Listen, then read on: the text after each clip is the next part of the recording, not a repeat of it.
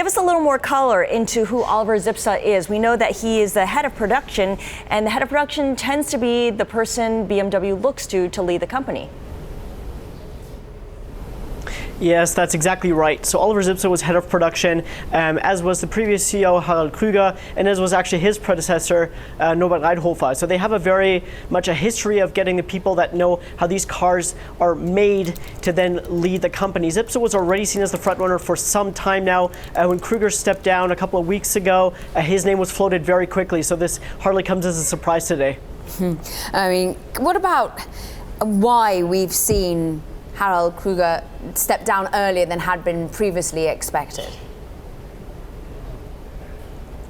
Yeah, it's actually a very interesting story. So there was a lot of tension in the BMW board of management. We reported on this a couple of months ago, and Krüger was seen as not really being able to bridge that tension. That's basically the role of the CEO of this company, is to bring together all the different sides, some who want to move quicker towards electric and self-driving cars, and some that want to move a little bit slower. His job was to bridge that gap between those people.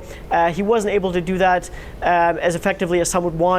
And so when his contract was coming up for renewal, the chances of that happening were unlikely. And so before that could happen, he decided to step down a couple of weeks ago. All right. Well, with Oliver Zipse now ready to be the CEO, obviously leading the effort on self-driving and electric vehicles is priority number one. But what else does he need to balance as he prepares his to-do list?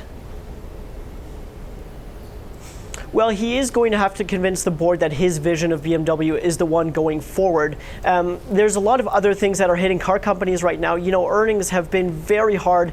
BMW just had to set aside over $1 billion for basically a legal provision. Margins are as thin as they've been in a very long time, and this comes at the same time as, you know, BMW has to invest so much money into research and development, into electric, into self-driving cars, and he's going to have to find the right tone of, you know, still trying to make money, which comes from the gas-guzzling SUVs, and then also trying to push towards the future of electric cars and self-driving cars.